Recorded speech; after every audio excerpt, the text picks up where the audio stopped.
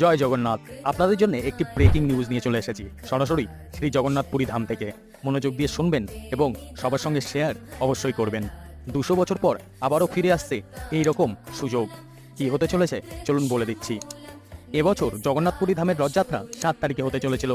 রথযাত্রার দিন জগন্নাথ মহাপ্রভু শ্রীমন্দির থেকে বাইরে আসেন সকালের দিকে বা ম্যাক্সিমাম দুপুরবেলার দিকে, তাই তো? কিন্তু এবার এরকম হবে না। এবার জগন্নাথ মহাপ্রভু মন্দির থেকে রাতের বেলায় বেরোবেন। আগে হ্যাঁ, রাতের বেলা। আমাদের পাওয়া খবর অনুযায়ী মন্দির থেকে বেরোতে রাত 8টা বা 9টাও বেজে যেতে পারে। 7 তারিখ সারা রাত ভগবান রথের মধ্যেই থাকবেন। রথ একটু টানা হবে ঠিকই, কিন্তু রথযাত্রা হবে পরের দিন, মানে 8 তারিখে। এবছর অনেক আচার অনুষ্ঠানের সময় বদলানোর কারণে এটা হতে চলেছে। আপনাদের মধ্যে যারা প্ল্যান করেছিলেন যে 7 তারিখে যাবেন এবং রথযাত্রা দেখে 8 তারিখে ফিরবেন, তাদের উদ্দেশ্যে বলছি আপনারা আপনাদের ফেরার প্ল্যান বদলে 9 তারিখ করে নিন। এই ধরনের ভিডিও দেখার জন্য ধার্মিক জ্ঞান বাংলা চ্যানেলটি সাবস্ক্রাইব